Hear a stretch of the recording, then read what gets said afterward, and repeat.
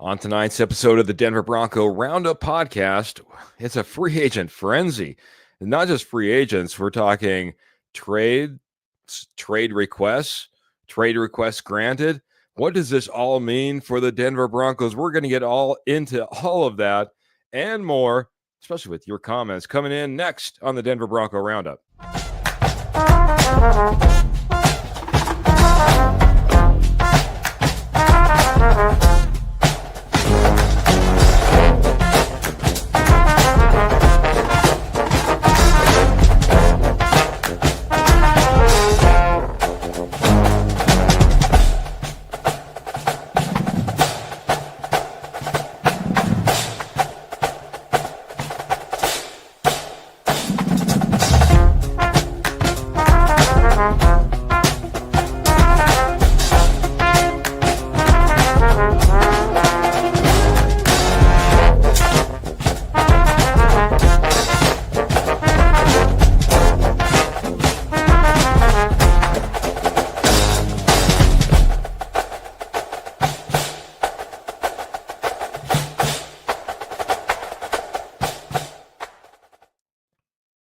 Welcome in, everybody, to the Denver Bronco Roundup podcast. My name is Keith Brugman, and whoo, boy, it is just wild out there, man. All of a sudden, boom, it just released. Everything's going crazy. I don't know how many updates we're going to get during this show, but I'm going to maybe rely on the guy right next to me, right over there. That's Mr. Rocket. Hey, the guy who knows maybe a thing or two about booms, the Rocket Man Salzman, a couple sonic booms, I imagine. How you doing, Trevor? Doing well, Keith. Excited. This is my favorite part of the year. I love covering football, love watching the games, love talking draft, everything. But free agency, the offseason, it's just like every team has a chance to get better. And I think the Broncos, in this case, are definitely one of those teams you got to build upon what you did last season. This is a fresh new year, fresh new offseason. You got to make yourself better. And I think it starts on Monday for your Denver Broncos. As Sean Payton says, at the end of the year, you take that game board, you take that puzzle, you flip it over, and you start anew. You start fresh. And boy, it's starting fresh for a lot of new teams, man. It's funny, though, that you mentioned that you're like, this is your favorite time of the year, because I was literally getting ready for the show, and the song that was going through my head was, "It Feels Like Christmas." Because this is the most wonderful time of the year, man. I'm telling you what, all the way through the NFL draft, man. From now through the NFL draft, you can just see presents stacked up underneath the tree. You get to see gifts unveiled and opened as you go through this time of the year. Like you said, how can you not love this time of the year, Trevor? Oh, absolutely, Keith. And that's why I'm saying, like, every team in the NFL, your Denver Broncos included, has a chance to get better. This is a new year, new offseason, a new opportunity. That's for me, first and foremost, when it comes to free agency, the draft, trades. And we're starting to see it already a little bit, including a quarterback getting traded in division today. No, I mean, opportunity for all teams to get better and to start off a new year for any team in the NFL. Ernie Mays is coming in here. He's excited as well. What he's got to say, he says, hello, Keith and Trevor and Jody and Kenny and friends and GBCO. Go Broncos country only. Miss Pearl coming in here as well, our fantastic sponsor. Pearl, how you doing? Good to see you. Just saying hello. One of the horsemen right there, Kenny Kirkpatrick. Evening, fellas, and evening, posse. I love goosebumps knowing that the show is going to be epic. Well, thank you so much, buddy. Roy Osborne, don't leave him out as well. Hey there, horseman and the posse. If you're new, if you're just listening, the posse is you. You're coming in live. We're talking about what you want to talk about, but I'm telling you, free agency signings, trades, trade requests, man. That's what we're going to be really focusing on this evening. Dan coming in here as well. Dan, yes, thank you so much. Good evening. And all go Broncos. Man, like I said, thank you all posse, man. You guys are just absolutely amazing. Mr. Michael Ronquillo coming in here. got to switch over from account to account to account to account in order to get all your guys' comments, make sure that I'm keeping up on stars. I just have an inkling. I'll double check it. But Michael Ronquillo, a fantastic posse member nonetheless. Good evening, Keith and Trevor. And go Bo Broncos, giving us those orange and blue hearts. That mile high salute. And yeah, other than that, I mean, a lot of I'm making sure I don't see any other faces. We're going to got to get this one in. Mr. Phil McLaughlin, good evening, Keith and the Rocket Man. Going to be fun watching the free agency frenzy develop. What would you guys think about Bolton, Holland, and Gesicki coming to the Broncos? Well, Phil, you're always coming in here. You always have a lot to say and a lot of comments. These are all people I want to talk about. And I want to, let's see. I want to Gesicki, I'm gonna get to these basically almost in order, I think. I want to start here though first. I think the first real domino to fall for the Denver Broncos had to be the signing by the Philadelphia Eagles of Zach Bond to a 3-year, $51 million, $34 million guaranteed contract. That was, in my opinion, huge because I think a lot of people, Trevor, automatically dialed in Zach Bond as maybe coming to the Denver Broncos. And now options are starting to get a little bit more limited. Phil's excited about this free agency frenzy. One of the guys he's talking about is Nick Bolton, but agree. I imagine you want to talk a little bit about Zach Bond re-signing, and now that void is starting to look a little bit more scary. Yeah, I mean, I was a big component of, I think last Friday, actually, I said I wanted Zach Bond and I would pay whatever it possibly took to get Zach Bond. I would make him $15 million a year offer if I'm the Denver Broncos, just because I think he adds so much to this team. And he was by far, in my opinion, the best inside linebacker in this class, free agent class. So what do the Broncos do to pivot? We won't know. There's a lot of different names out there, a lot of different concerns about a couple guys. I know Drake Greenlaw has been brought up a lot. I think he's great when he's on the field, but I mean, again, how much do you want to rely upon that if you're the Denver Broncos? Nick Bolton, I am not a big Nick Bolton guy. I don't think he solves what this team needs at inside linebacker in coverage. There's Jermaine, the Jets inside linebacker from last year, Jermaine Sherwood. He's another guy that's been kind of brought up lately as another possible fit. Had a good solid season with the Jets, but again, been a 1 year kind of, 1 year he's been fully a starter. So there's no perfect free agent out there, honestly, Keith. And the Denver Broncos, they may have to overpay just so they can solve that inside linebacker. But yeah, I mean, Zach Bond, I'm not surprised he re-signed with the Eagles. It was kind of telling after they released Darius Slay that they were probably trying to, bring back a guy like Zach Bond and make sure he was taken care of. So I think it was a good move on the Eagles, but a bad move, I think, for any other team that's looking for inside linebacker help this offseason. Phil dropped 200 stars when he's talking about this. We're going to be talking about a few of these comments, but I like I said, I think it was huge when all of a sudden Zach Bond goes off the market. On top of that, guys that we were interested in, Levante David goes back on a 1 year, $10 million contract. Bobby Wagner goes back on a 1 year, $8 million contract. $8 million contract. All of a sudden, that inside linebacker is starting to really, really dry up because, like you said, Dre Greenlaw, a guy that's been rumored throughout the NFL that the San Francisco 49ers are really, really interested in bringing him back. They're going to make him kind of a priority to bring maybe Dre Greenlaw back. Nick Bolton, like you said, maybe not the best fit. But when you start looking out there and you start looking at names and you start looking at guys that are able to hold that position, it's got to be a guy in the conversation. Robert Spillane, maybe that's a guy that you start looking at, because again, right now you have Alex Singleton, who's coming back off of injury, might not be able to go out there and start training camp right off the bat 100%. So that doesn't necessarily spell, fantastic things for him starting week 1. You got Drew Sanders and you got Lavelle Bailey. That's that's rough going right there, man. You gotta be able to find a way to bulk this inside linebacker room up, and it's scary heading into the draft. So it'll be interesting to see what the Denver Broncos do right here. Um, it's a big need. It's a big hole in my opinion.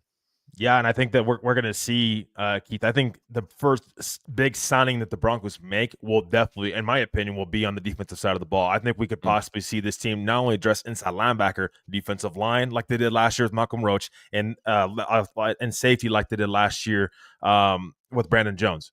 I think those two get those that can be two positions of need for this Denver Broncos roster as well, on top of inside linebacker. So I think we're going to see the Denver Broncos, if they're going to spend money in free agency, I think it'll actually be on the defensive side of the ball. Excuse me. We could see a couple signings in the offensive side of the ball as well, but I think that they're wanting to invest in the defensive side of the ball and make sure that that's taken care of. There's playmakers in the draft that you can go out and get as well. Aaron Jones possibly is a name that I think, if he's available, if you need a veteran running back that can kind of fit what Sean Payton wants to do, Aaron Jones I think could be in play for the Broncos too. So a lot of different names going out there and being thrown around, of course. Yeah. But inside linebacker, that's a real need for this team, and they have to address that. Look at that. Look back to last season, Keith, when how many different inside linebackers they were, kind of, flowing through. Mhm. We've seen Zach Cunningham, guys like that, gets picked up mid-season, not even mid-season. Yeah. After Alex Singleton went down. So it's clearly a need. And Sean Payton has said that we need to be better up the middle. Yeah, I'm going to go through this almost position by position, Yeah. but I'm going to jump through to another name that Phil has on here because it's something you were talking about, the addressing of this defense. And Javon Holland has been a name that's, been out there, been rumored, haven't heard a lot of chatter about. If he hits free agency, um, is this a must go get type of guy? I got a few others that we need to talk about as well, but safety is a position that I think everybody wants to, again, kind of shore up, strengthen, and if that back end is that much better, then my goodness, we're starting to put together something amazing. Yeah, I mean, that's the thing, Keith, is the biggest question for me is like, okay, if they address inside linebacker, but maybe it's not the biggest signing that we all thought. Maybe, they do pick up somebody at inside linebacker. Do they pivot to safety and make a big splash there? That's the thing. And Javon Holland, I love Javon Holland. My thing is, he's going to be pricey. You're going to have to pay a lot of money for him. And so do they pivot to signing a safety instead of an inside linebacker, knowing that inside linebacker market's starting to kind of dry up a little bit? Maybe it's a mid-tier signing at inside linebackers that they make, and then they address that inside linebacker in the draft a little bit higher than we first thought. But man, I mean, Keith, I think Javon Holland, I think, he's got to be on the table if you're looking at getting better at safety. You just got to be willing to put out the dough because he's going to be expensive. Yeah, absolutely. Dan, give me a year. The Denver Bronco Roundup has been growing and growing. Maybe 1 year I'll have a few more credentials and a few more insiders. He's wanting to know who we're talking with, especially in the tight-lipped arena of a Sean Payton ran Denver Broncos football team. It's tough. You really got to know your ins and outs in order to know exactly who we're in contact with and who we're talking with. That's been pretty tight-lipped. Michael Ronquillo coming in saying his key free agent signing right now is linebacker Dre Greenlaw, and I would go in on Dre Greenlaw, absolutely, especially when you start talking about where this linebacker room is. I think that's an immediate upgrade. It's whether the San Francisco 49ers will let him shake loose or whether we have to go elsewhere. And that's the thing I'm most concerned about. David McElrath coming in saying, good evening, Broncos country. In free agency, linebacker, safety, and inexpensive wide receiver. He's also saying draft a couple tight ends, a couple running backs, and developmental players. Yeah, I mean, I think you have some opportunities. Certainly, I think what we see there, if I could read out of this anything, is that I really want to make sure that I don't go into the draft with a linebacker need, with a safety need, with maybe a number 2, number 3 wide receiver on this added to this team. That's what I'd like to see before we head into the draft. And then we can address then our big needs and focus on them in those kind of joker roles, those running back, tight end type of roles. Do you like the plan that David McElrath, because it kind of lines up a lot with what you were talking about? Yeah, I do like that plan, David, and we appreciate you watching, of course, as always. But yeah, I mean, see, I think they will sign a veteran tight end, though. I don't think they go into the draft without signing a veteran tight end. I think they'll take a look at Aaron Jones, but other than that, I don't think they're going to be active on the running back market. I'm all for developing players. I think that's where this team has excelled at. That's why they took that big jump last year, obviously with Bo Nix being having that impressive rookie season that he had, but also like guys like Marvin Mims, kind of taking that next step, younger players taking that next step. So you really do have to draft and develop. It don't matter how much money you spend in free agency. You don't win games in free agency by spending big money. That's not always a good sign when you have to pay big money in free agency. So yeah, I mean, I think we're on the same path here, David. I will say I do think that they will sign a veteran tight end at some point in time. I just don't think it'll be priority one. I think the priority for this team is get better on the defensive side of the ball, defensive line, inside linebacker, safety, and maybe even a veteran corner some point in time. But I think tier one wise, I think this team will go more towards the defensive side of the ball first. I could see that, mainly because of what you heard from mainly George Payton, I think it was, at the combine, that was talking about jumping back in and making sure you're in the trenches, basically putting always making sure you're adding there, not making sure that you're. And I think that's I mean, if you look at the Philadelphia Eagles and what they did, it's an easy recipe to necessarily look at and go, why don't we try to replicate a little bit more of that? Because that seems successful. Michael Ronquillo says, should the Broncos be drafting a linebacker in the first round of the NFL draft? Whew. That's gonna be the question. Trevor, we talked a little bit about this on Tuesday's episode, so I'm going to give you the mic a little bit on this as well, because when it comes to that first round pick, number 20th overall, you do have some options, and boy, you could have some good options when it comes to linebacker at number 20. Yeah, I mean, I think for me, with Zach Bond especially being off the board, I do think you have to seriously think about drafting a linebacker high. First round, I don't know first round per se, because you just don't see a lot of inside linebackers taken in the first round, and the Broncos typically just don't do that. It's been a long time since they've done that. I think I can't remember, was it Williams back in the day?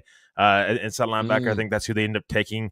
DJ Williams, I think back in the day, that's who they took in the first round. So it just doesn't happen that often. Not saying that couldn't happen now, but we'll see. We shall see how the board kind of falls for the Denver Broncos. I think they're in a position where trade back or draft best player available. But yeah, I think inside linebacker drafting one high, I think that's definitely on the table. Especially you seeing all these inside linebackers want big money, Keith.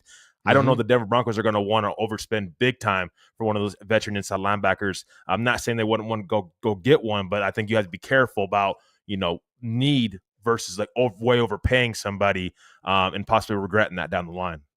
Yeah, and you need to be worried about, do you really want to have 50-year option type of guys, 4-year contracts on an inside linebacker? That's almost unheard of. I would say if Jahad Campbell happened to be sitting there at number 20 for some reason at this point, I may be interested in a linebacker at number 20. A great question. I appreciate that. Like I said, linebacker is going to be a very interesting thing. But we were talking about wide receiver too, with Phil's comment and the stars as well. And it kind of brought me to this topic because it was the second one I have listed on my notes over here. First, I don't know. I'm just going to throw this all out there and you just take it and run with it, because I don't even know what to talk about first. Max Crosby gets a 3-year extension, $106 million, 91.5 guaranteed. Tyler Lockett released. DK Metcalf wants a trade. They said, go out there and see what you can get, buddy. And then right before we go on, not that long before we go on, Geno Smith now a Las Vegas Raider. So that whole Raiders, Seahawks, you know, there it is, man. It's all out there, man. I'm gonna let you run with it, man. That's a whole lot of information. Pick it off one by one if you want. Yeah, I mean, for me, that Geno Smith trade, I'm not really like you were caught off surprise when as soon as you seen the trade. But Keith, here's my thing. I don't think that the Raiders are done adding playmakers, and this is what I've kind of been speculating for a little while now. Was is Ashton Genty seriously in play for the Las Vegas Raiders at the top of the first round of the draft? We shall see. I think that's where this Pete Carroll offense is going to go. I think they're going to invest into a running back. Pete Carroll loves to run the football, and so that's concerning for me. You have Brock Bowers, Ashton Genty, Geno Smith's a quality, NFL quarterback. Is he a quarterback that's going to win you a Super Bowl? You never know what kind of piece you're going to put around him, but he's a quality quarterback, and I think that's what Pete Carroll likes, and certainly seems like he's going to be in a Las Vegas Raiders uniform for a while. They took care of Max Crosby. They got a ton of cap space still, so there could still be players that are going to go outside. I expect them to invest into the offensive line continuously going forward. I think they did end up signing somebody. I think it's Alex Kappa the other day on their offensive line. So I do expect them to continue to do that and to upgrade that defensive line as well. But man, I mean, you have to be concerned and definitely got to keep an eye out for those Las Vegas Raiders, because I think that there's more moves to come from them. That's something that definitely sticks out to me. The only thing that really stuck out from the whole Geno Smith thing was a third-round pick was what they traded to the Seahawks. Now, the Raiders are picking number 6 overall at this point. Mm-hmm. A third-round pick is like a low second-round pick, really. I mean, that's a valuable pick to be at the very top of the third round. So, Geno Smith, highly valued by Pete Carroll. Obviously, Max Crosby, highly valued by Pete Carroll. It'll be interesting to see what the Las Vegas Raiders continue to do. As like you mentioned, ton of cap space. I did mention kind of DK Metcalf in there because there's been rumors of a reunion there as well. But again, the pieces start to fall. The last piece of that I'll bring back into play. We can talk about DK Metcalf, whether we should go after him, but also Tyler Lockett. Phil was talking about it in his comment where he dropped some stars earlier, and he was talking about, maybe a strong wide receiver too. Tyler Lockett could be your strong wide receiver too, kind of on a budget like he was also asking for, because DK Metcalf is not going to be your budget man. Yeah, and the DK Metcalf rumors are starting to kind of spiral up now. And I said, a couple of weeks back, Keith, if I'm the Broncos, I am calling about DK Metcalf, a willing blocker. I know there's some trouble there in Seattle. We don't quite know what that's a trouble to, but I mean, he's done his part, I think, in Seattle. He's been there for a while. Willing blocking wide receiver, big time wide receiver, big time pass catcher. He just wasn't involved enough in that offense last year. He's for the most part, he's pretty healthy. I like DK Metcalf a lot. Now, what's the asking price for him? That's the thing, because I don't think Seattle's just going to give him away. I think Seattle might be going after a different quarterback, possibly in free agency. And I'm talking about one of like Sam Darnold. I think they're going to be a big player in the Sam Darnold. Coming up on Monday. So when free agency starts, but I mean, who knows? I mean, it's just I mean, the DK Metcalf thing. We'll see how that kind of plays out. What was the other thing? Tyler Lockett was released, and I was just like, for a affordable, reliable wide receiver 2, wide receiver 3 option on your team, I don't know if it gets much better than a Tyler Lockett, in my opinion. Yeah, I like Tyler Lockett. I also wouldn't rule him out going back to Seattle. I think that when it comes to a little bit cheaper, to bring him 1-year deal to bring him back to Seattle. But I think for me, see, Sean Payton likes his big time wide receivers. Like he likes those. When I say big time wide receivers, I'm also talking about like size wise. Okay. I don't know if Tyler Lockett fits in that mold right now, and he's more of a slot guy. Oh yeah. So I think that Allen Lazard for me is still a name to watch. I think if he gets released by the Jets, that would be a guy that I think Sean Payton and the Denver Broncos would be interested in, just because they have had interest in the past. They just have not been able to, unable to acquire him. But I mean, I like Tyler Lockett. I just don't think that he was going to be a fit here in Denver. He's 32 years old as well. There is a little bit of a drop off now. But I mean, definitely an intriguing wide receiver name to be brought out there because, again, like we just talked about with inside linebacker, the wide receiver market isn't exactly great either right now. All right. Well, David Youngkin was wondering that he's coming over on YouTube. He says, "Is there a game changer, wide receiver in free agency, a vet wide receiver in free agency?" So I'm gonna give you some names, man. You can pick these off one by one. You have Devontae Adams, probably one of the biggest names out there. I consider obviously him a veteran. Chris Godwin, definitely a veteran wide receiver. Amari Cooper. A guy that definitely he was part of that Buffalo Bills team, that team that almost did it all. And then Stephon Diggs, and could be another resurgence after he was could be a free agent after his time with the Texans. There's 4 that I have for you right there. Pick them off, buddy. Yeah, I like Chris Godwin a lot. I just don't think Denver's going to invest a ton of money in their wide receiver room. I think that they will look to add a veteran. I don't think it's going to be a tier 1 veteran. When I say tier 1, like if Chris Godwin ends up being a free agent and that he can't get that deal done with Tampa Bay, I don't think Denver's going to be in that kind of market. And I don't think they're in the market to be giving up draft capital for a big-time wide receiver either, regardless of what I like. I really like DK Metcalf. I just don't think they're going to give up what Seattle would want for him. But yeah, I mean, Devonta Adams, the talent's there. I like Devonta Adams' talent. As far as Devonta Adams in this culture and does he fit with the Denver Broncos and what they want, I don't think so. I think they would pass on a guy like Devonta Adams. Again, very talented, but culture-wise, I just don't think he fits what the Broncos want and what they're about from a culture standpoint. But and who's the other names that you mentioned? Amari Cooper, Stephon Diggs. Yeah, Stephon Diggs, that big injury he had last year. Again, he's kind of a diva wide receiver, to be honest with you. I don't think he fits what this culture calls for and what they were looking for. Amari Cooper, yeah, but again, at what point, how much of an improvement is he over a guy like, Troy Franklin and some of the guys you already have, Devon Vele, who I think this coaching staff and this Broncos organization like a lot more than what I think is being said, and a lot more than what people may think.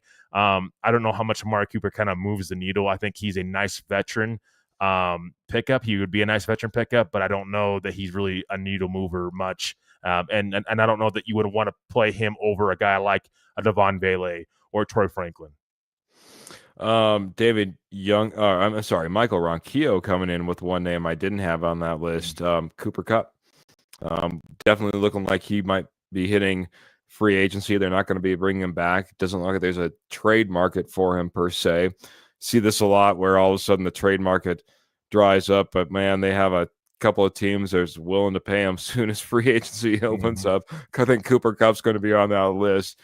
Cooper Kupp, what are your thoughts on him? Yeah, if I'm the Denver Broncos and any team in the NFL, I'm not trading for Cooper Kupp. Now, if he's released, it's another thing. I think I would. You definitely have to pick up the phone and see what the asking price is from a contract standpoint. I think Cooper Kupp would be a guy that you could be interested in if you're the Broncos. I'm only interested, Keith. I guess this is my general point. I'm only interested in him if he fits the culture, because I think that's huge, and I think that's what Sean Payton has really preached upon. And some of the guys they brought into the draft, trades, and through free agency, they got to have and be a part of this team culture that the Broncos have created. I'm only bringing that guy in if he buys into that culture and if he's truly a needle mover. Like Amari Cooper, again, I think he's a really good veteran wide receiver. Is he a needle mover over what Troy Franklin's potential is or what Devon Vele's potential is? I'm not sure about that at this point in time in his career. So Cooper Kupp, yes, I think you have to pick up the phone and you have to see what the asking price is because you owe it to Bo Nix to put playmakers around him. Yeah, I agree. Cooper Kupp wants $9 million on a 1-year contract. Yes or no?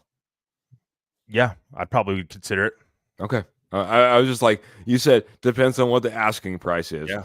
I heard 8.5 million is kind of the number that's been kind of thrown around out there. I went a little bit higher to see if you'd bite and say, man, I don't know. But you did have a little bit of a hesitation, so I will give you that. $8.5 million is kind of, I think, the number that's kind of be thrown around there for a Cooper Cup on a 1-year deal. I'm going to get the Kenny's really quick, and then I'm going to hit a little sponsor here real quick as well. He says, thoughts on a cheaper option like a Darius Slayton. I'm going to answer this one. Yeah. I'm kind of right along with what you were talking about, that last little part of what your segment. I don't want to invest into a wide receiver that's not going to be an absolute bonus right off the bat, that I don't think is already better than a Troy Franklin, guaranteed. Already better than a Devon Bailey, guaranteed. Who knows? Maybe we're talking about Humphreys again this year, but again, had to be guaranteed better than the guys that you already have on your. I mean, a lot of guys, gals, you're all out there just pound the table to see A.T. Perry. I don't know if I want to see Darius Slayton over A.T. Perry, to be honest. I think I'd rather see what we've already invested in an A.T. Perry, if that happens to be the case. So, as much as I'd like to maybe do it measured, as Sean Payton and George Payton would talk about, I don't want it so measured that it's insignificant at the same time. I'll tell you what, though, never insignificant, always a blockbuster, huge deal, and that's our amazing sponsor, Morgan Trinkets. Morgan Trinkets has been doing what they've been doing for over 34 years. What have they been doing? Southwest Jewelry, Southwest Pottery, and Estate Gold at wholesale prices. Like I said, once nationwide, now they're just in your backyard. Northern Colorado, Southern Wyoming, touring all over with gem shows and fairs and you name it. If I remember right, it's going to be Longmont this weekend. So you got to look out for that. Longmont for the gem show that's happening out there. Correct me if I'm wrong, Pearl. That being said, if you can't get out to one of their amazing shows, don't worry. Etsy, one of the biggest names out there that you go out there and do shopping on. They're right over there on Etsy. You just got to type in Morgan Trinkets Co. That's Morgan Trinkets Co. Co. And there you are. You're right on the fantastic Etsy page, checking out everything that Morgan Trinkets has to offer. Southwest Jewelry, Southwest Pottery, Estate Gold wholesale prices, and sterling silver, 100% sterling silver. All orders over $50 shipped absolutely free. All major credit cards accepted. You got to check out Morgan Trinkets today. Jump on out there. I'm telling you, if you're out there, yeah. Is that right? Coin Show, Longmont this weekend. That's where you need to go. Head on out to the Coin Show this weekend. Morgan Trinkets, absolutely fantastic stuff. The Posse has invested in Morgan Trinkets and loved what they've gotten. Go out and check out Morgan Trinkets. You won't be disappointed. I almost 100%. In fact, I do 100% guarantee it. 100% guarantee it. I'm willing to throw my 100% guarantee behind that. So, all right. There was I was thinking about this because Michael brought this up. We did see some coaching hirings that came through as well. Todd Davis comes in. He's going to be a defensive quality control coach. We are on that inside linebackers. Talk about a name that we all know and love. If you remember back to a Todd Davis, it's good to see him. It's good to see. I love that former player coming in and being a coach. Watched a little bit of actually Hard Knocks with the Lions and just how they built their staff. Almost all former players. So, I mean, having a guy like Todd Davis coming in there, starting to, again, defensive quality control, starting to get your foot in the door a little bit, and who knows what his opportunity might be as well. Yeah, absolutely. A team captain. I mean, Todd Davis was fantastic during his time with the Broncos. Won a Super Bowl. Knows what it takes to win. Knows how to grind through certain things. And I think he's going to be a critical point of this Broncos coaching staff and the development of this team. That's why I'm saying draft and develop. You bring in former players like Todd Davis. He earns that. Keith comes in. That's part of your culture. You have those former players wanting to come back to the organization that they played for and won a Super Bowl for and do great things and develop great young players like Drew Sanders. I mean, look how big of a addition that is to that inside linebacker room, that defensive quality control room. What he can do with Drew Sanders and some of these younger guys, I think is going to be huge. So a big shout out and congratulations to Mr. Todd Davis. I'd love to see the Broncos give him a chance, and I can't wait to see what he does with that opportunity. Yeah, I'll be excited as well. A lot of different coaching changes as well. Michael, I was trying to find your comment on exactly what but I'll be honest, with the free agency that we have going on right now and all the different signings, we're going to circle back. And I'm going to call you out, Michael, for talking about this subject, because we had finally our coaching staff shored up. 8 coaches just named the other day. I just didn't get prepared for it, I'll be honest. And I appreciate you jumping in here, coming in here, dropping some stars, and making sure that we recognize, if nothing else, we're recognizing Todd Davis, because like you said, Trevor, Super Bowl winner, comes in here. And I just loved, again, the idea of a former player, knows what to do, has been in there in that huddle when you're out of breath. It's the end of the game. You still need to get 1 or 2 more stops in order to secure this win, and you get together with your guys, and you get it done, and you know what it takes. I think it's going to be a fantastic hire as well. So, man, like I said, tons and tons and tons and tons. I think we got to get over to another big position, another key position, because it was another name that was out there on the market, was released, and as a possibility, I guess, for this Denver Broncos team. I want to get your thoughts on Evan Ingram, and then we can get into the entire tight end. Yeah, I mean, Evan Ingram, I think he's a great, pass catching tight end. For me, Keith, I don't think he fits with what this Broncos, coaching staff offensively, what they want to do. Inline blocking tight end, and what I mean by inline blocking is a willing tight end blocker who can also be a pass catcher. I don't think that's Evan Ingram. I think he's a pass catcher first. The blocking's not quite there. I just don't think that he fits with what the Broncos want to do offensively, and I don't think he fits with what they're looking for to a tight end. Everybody says, well, yes, he's a pass catcher. Okay, that's fine, but he's got to be a willing blocker as well. George Kittle, I'm going to keep going back to him. He's a willing blocker, a really good blocker, one of the best tight end blockers in the NFL, blocking tight ends in the NFL. And he stays on the field, and he's also a very elite pass catcher as well.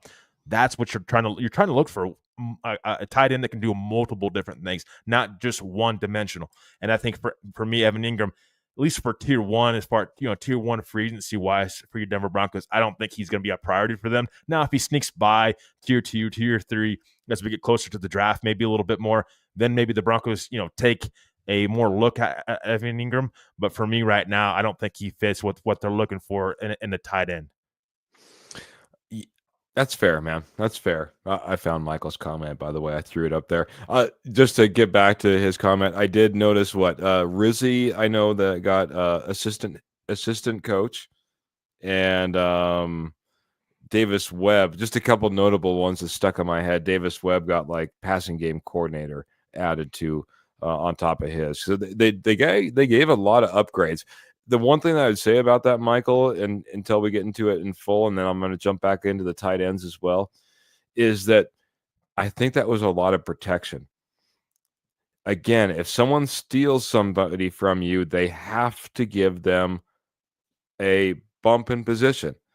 If all of a sudden Davis Webb is just sitting out there as the quarterback's coach, passing game coordinator is an upgrade. Well, now he's already a passing game coordinator, so he really has to continue to, get that OC position and not just get a passing game coordinator in order to be stolen from us and not get the opportunity to match that type of deal, obviously, or not just even have him taken from us.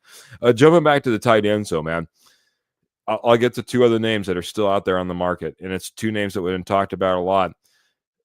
I bring this up because it's just not, I feel like the tight end position isn't just boy, it'd be nice if we could add some talent here. This is almost one of those need positions, not a need, want, like.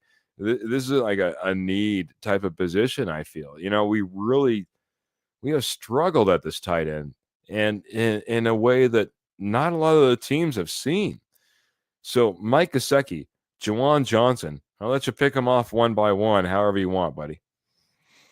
Yeah, I think both of them are intriguing options. But Keith, I'll be honest, I don't think any of these tight ends are solving a ton for this Broncos offense, and at least in free agency. Because here's the thing: if I'm going out there in the free agent market and signing Mike Gesicki or any veteran tight end out there, Austin Hooper or whatnot, that's not stopping me from taking a tight end in the first 2 rounds of the NFL draft. Actually, you still have to draft and develop a tight end. I mean, okay, none of the it's a guy that maybe you pick up a tight end for a year, but even still, I'm not naming that guy as my starter unless you're paying big money for a guy like Johnson and he gets big money.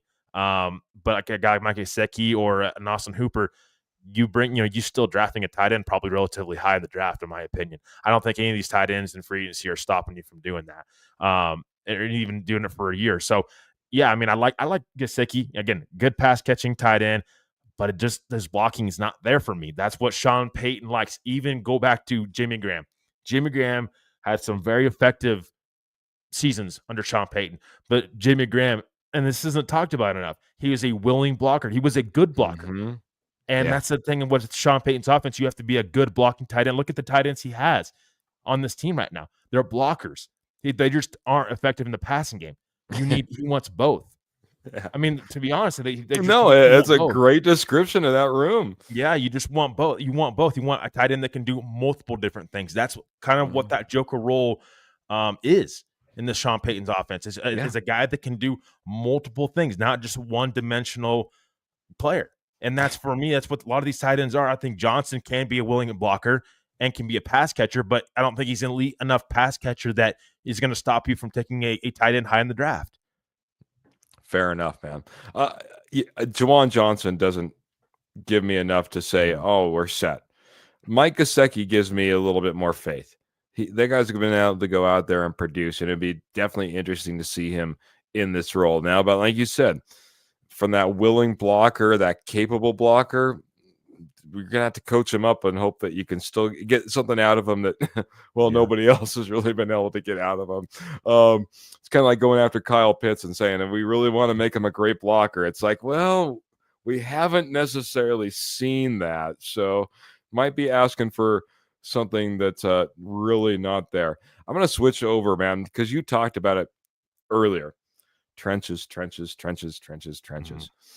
Phil McLaughlin has a name because Jonathan Allen looks like he's released the last time I saw. If I remember right, Jonathan Allen was released out. And just one name I want to get to, but Phil dropped a little bit of stars on this one. And I've got like 4 other names that I wouldn't mind mentioning after this one. But Jonathan Allen, is he a good fit for this Denver Broncos defense?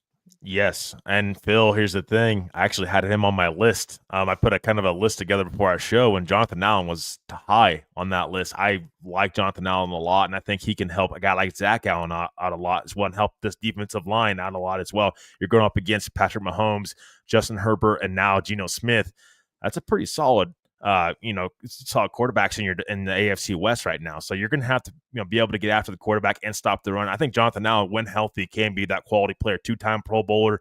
I think that he was a couple years ago, played really good for Washington for the Commanders. So yeah, Jonathan Allen for me, I would not mind at all if the Denver Broncos made him a priority and went out and signed him, because I think he still has a lot left in the tank. I think he's only 30 years old now. So I think he's got a lot left in the tank, and I would not mind it at all if he was a priority on this defensive line, because you have to be able to keep up on your defensive line. You have to be able to be sturdy up there, and you cannot afford to fall behind on the defensive line. And so I think Jonathan Allen would be a very, very, very intriguing piece for your Denver Broncos. Very good, man. I'll be honest. I need to go out there and I need to look at a little bit more Jonathan Allen tape. I haven't been in tune with who he is and what he's been doing. I've been maybe a little bit more tuned in for the Denver Broncos and the AFC West. I mean, if we can just come out AFC West champions, then maybe we can be talking about NFC teams a little bit more. I'll throw a few others though. A guy that's I think at the top of everybody's list. Milton Williams has got to be a conversation as well. This guy was, epic in the Super Bowl for the Philadelphia Eagles. They didn't get him inked up to a contract. He's going to be hitting free agency. And he's a guy that I would absolutely go after as well. Haven't looked at Jonathan Allen, so I can't say I have a comparison there. But we all saw Milton Williams in his 2 sacks that he had in the Super Bowl. My goodness, this guy out on the free agency market, I definitely like bolstering the interior, the trenches, the guys the meat and potatoes, the guys that get it really done. And Milton Williams is absolutely one of those guys. Yeah, I think he has to definitely be on the radar, Keith, and that's why I'm saying I think if you can upgrade this defense and safety inside linebacker, but most importantly, it's not taken away from safety inside linebacker, of course, but your defensive line. If you can get somebody in free agency on your defensive line, now that frees up the possibility of this team taking more playmakers maybe in the draft. So I think that yes, Milton Williams, I think he's definitely a guy that should be on the Broncos' radar, and I wouldn't be surprised if they do make a signing at defensive line, on the defensive line. I'm going to just see if any of these other names kind of turn your crank, and all of a sudden I can't read my own handwriting. So I'm going to give you 2 names right off the back and see if I can figure out the third. Javon Hargrove, BJ Hill. Yeah, I like BJ Hill. I don't know that I'd be willing. I mean, it just depends on the contract he's going to get. I don't know that I want to pay big money for him. I don't know how much of an upgrade over DJ Jones he exactly would be. There's only a select few names I would sign on this in free agency on the defensive line before I would just pivot to the draft. But yeah, I mean, I think BJ Hill's a really good run stopper, but I think I want a guy that can stop the run and as well get after the quarterback. Jonathan Allen, I think for me, that's why he's so high on my board, Keith, is because he can do both. Very good. Very good. And I feel like that's that Milton Williams as well. Yeah. Milton Williams is just a beast in the middle of the line. And we have been so much of a struggle as far as stopping this run that comes at us and can just overpower us. We saw it all last year in 2024. Don't necessarily rely on your linebackers. If you get a guy like Milton Williams, and I'll take a better look at Jonathan Allen, 2-time Pro Bowler, as Michael Ronquillo pointed out. If you got to get a guy in there that can do it all, that makes the inside of that interior line that much better. Kind of like when Patrick Wiltsey comes in here and says, "Aloha, boys, free agent frenzy in full effect," right? And also saying, "Love y'all." Well, we love you. We love all the posse who's been chiming in and being a part of the conversation all night long. We got a little bit of time left, and Adam's coming in and saying, "What's good, family? Good to see you all. Good to see you as well, Adam. Hope you're feeling better. I know that you're a little under the weather a little while back, and you didn't want it spreading around the family. Hope it didn't do so. Good to see you back in the chat, buddy. I'm gonna." Another place, if we're going to be talking, that whole, Joker role we were talking a little bit about earlier, we might as well talk about running back, man. I don't even know where to start. I'll just, again, run through some names. I don't know. I'll leave it to the very end. Aaron Jones, Najee Harris, J.K. Dobbins, Nick Chubb, and how about, I don't know, Rico Dowdle? Anyway, I know that you're a big fan of Rico Dowdle. That's why I kind of had to leave it there, give a little teaser there. Those are 5 big names that are out there on free agency. The Denver Broncos are in desperate need of upgrading the running back role. Be nice if we didn't have to necessarily roll in and say our number 20 pick, we should be looking at a running back for sure. What are you thinking about those names that could be available come Monday, bud? Yeah, I like two names on that list, Keith, that you just mentioned. Rico Dowdle. I'm a big fan of Rico Dowdle. I don't know why the Cowboys, if they end up moving on from him, I don't necessarily know why. He should have been their starting running back last season from week one. I think he'd do multiple things. He kind of can fit that Joker role, I think, to a degree, in my opinion, to what Sean Payton would look for. So I love Rico Dowdle. Aaron Jones, I think, is probably a little bit more on the realistic side for the Broncos. I think that would be more of a player that they've been rumored to be interested in if he ends up hitting the free agent market. I think he can do a little bit of what Sean Payton wants. He can be effective in the passing game, effective somewhat as a blocker, and we know what he could do on the ground as far as being able to carry the rock. So I think a guy like Aaron Jones would definitely be, on the Broncos' radar. Rico Dowdle, I kind of wish and hope he would be on the radar because I'm a big fan of him. But I think Aaron Jones, those two names for me stand out, Rico Dowdle and Aaron Jones, because I do think they could do what Sean Payton would want and what vision in as far as his running back room doing multiple different things, of course. So, yeah, those are two names that stand out. Najee Harris, for me, really effective runner, just not effective enough in the passing game. And as far as blocking wise, he's just not quite there. As Jalen Warren, I believe, was their pass catching running back last year in Pittsburgh. Yeah, that's true. That's true. They did start to pivot, and they made Jalen Warren more that guy. Didn't see it as much out of Najee Harris, though. That's a name I like. I feel like I like Najee Harris almost over an Aaron Jones if it's a possibility. And then the outlier for me is J.K. Dobbins, just because you're also kind of taking him from a division rival. And J.K. Dobbins, it can be an absolute sled of a human being and be just run over people. Something that we haven't seen, that yak, is something that J.K. Dobbins does really, really well. Michael Ronquillo, and I know that he's a big fan of this guy. I'll be honest, I'm a big fan as well, and I don't want to hear about fumbling and everything else because that can all be shored up. Cam Scatterbo, Arizona State guy, and Denver Broncos are reportedly doing a little bit more work on him. Hopefully that works out a little bit more than a running back that ended up going to the Kansas City Chiefs when we end up bringing him in for a private visit. I like Cam Scatterbo, and I'd like to see him added to this team. Victor, a good friend, Victor. I haven't seen Victor in forever. Good to see you, my good friend. He says, draft a running back and then get Taysom Hill as your running back tight end utility man. Thoughts on that little process there? Go out there, draft your true running back, and then you get a guy like Taysom Hill, and you kind of get a little bit of everything in that particular guy, including a guy that hasn't had a whole lot of miles. Yeah, I mean, Taysom Hill, he's going to be 35 this next season. I don't mind that the Broncos signed Taysom Hill, but if you're telling me they're going to rely upon Taysom Hill to be that tight end or be that pass catcher for them, I'm not for that. I think Taysom Hill on this Broncos offense, I wouldn't, it would be interesting to see how he would do. I think there's that familiarity with Sean Payton would be huge for him. I don't know how much Taysom Hill has left in him as far as being that guy that he used to be. And again, it's one of those things where it's a name.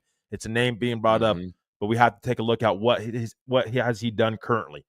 And, and there's a reason he may not be with the Saints. You have to think about why that would be the case. So for me, Taysom Hill, I wouldn't mind him on the Broncos for cheap, because I don't think he solves all the problems. I don't think he solves a lot of the problems, honestly. But I mean, yeah, I wouldn't be against them signing him, just not as like that big or that tight end that you sign in free agency. I don't want that to just be Taysom Hill. That's what I'm trying to say. So let me edit Victor's comment and see if you like it better. Mm-hmm. Draft a running back, draft a tight end, get Taysom Hill as a running back tight end utility man. Feel better? Feel better. Okay. I will say this, Keith, and I'll ask you this, and this is for the posse as well. Yeah. Aaron Jones on a 1-year deal.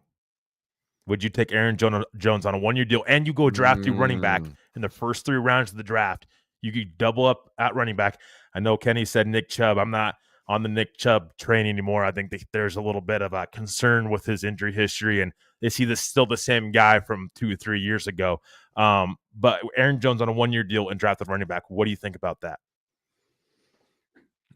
Yeah, I think you have to because of where you're at with your running back room. You know what I mean?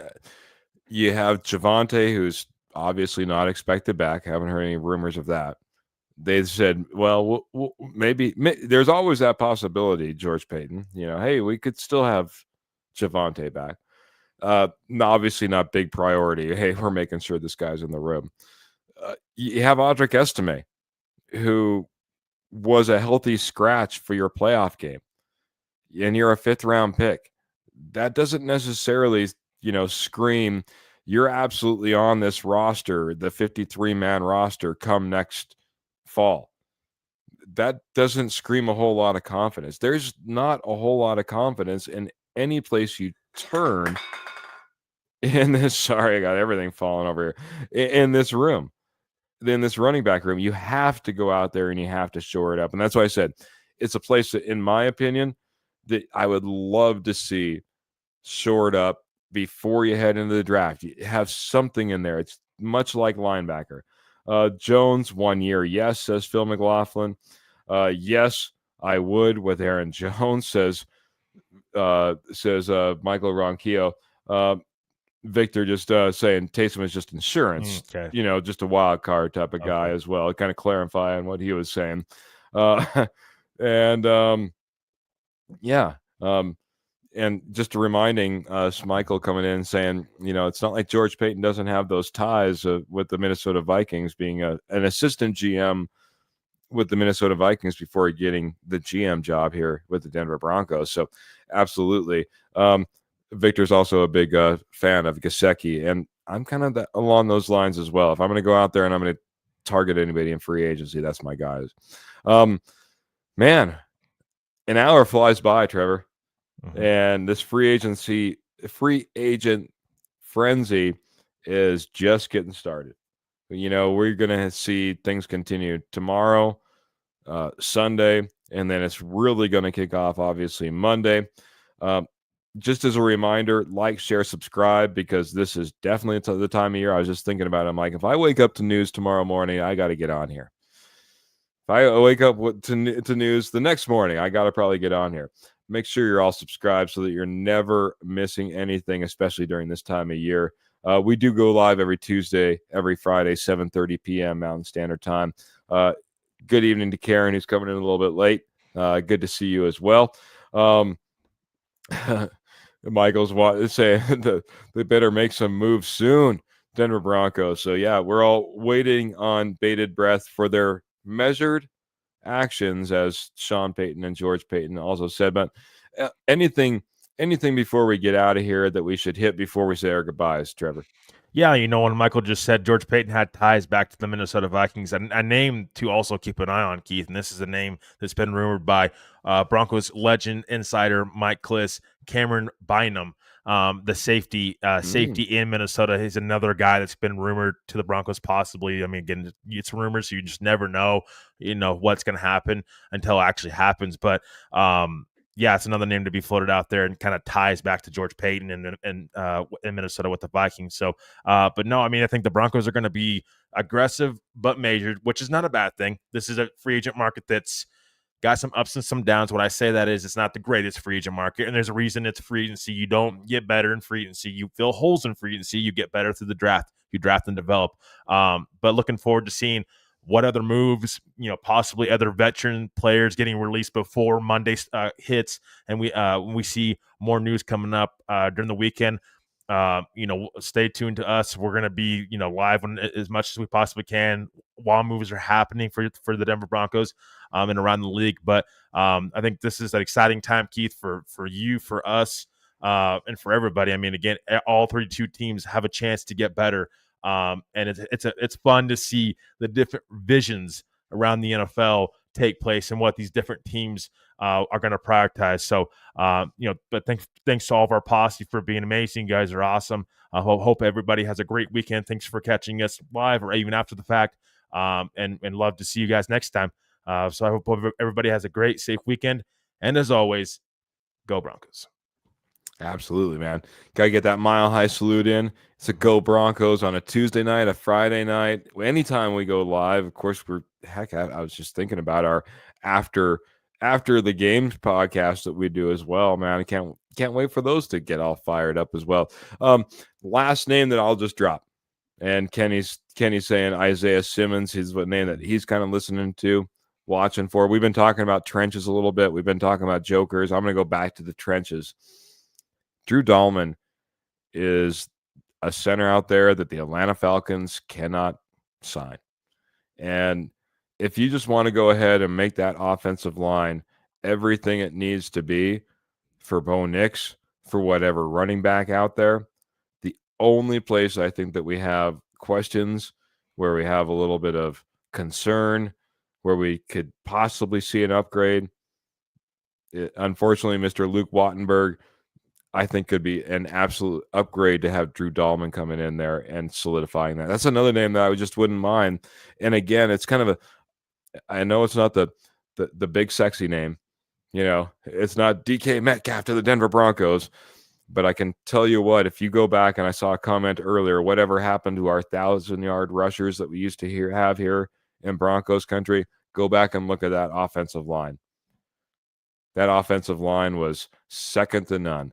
And that's the reason we were able to put successful 1,000-yard rushers season after season after season, player after player after player. Just wasn't one Terrell Davis. There was multiple names that were able to get it done. So that's another name that I would just love to see added to this team, and I think would be an off-the-radar type of pick.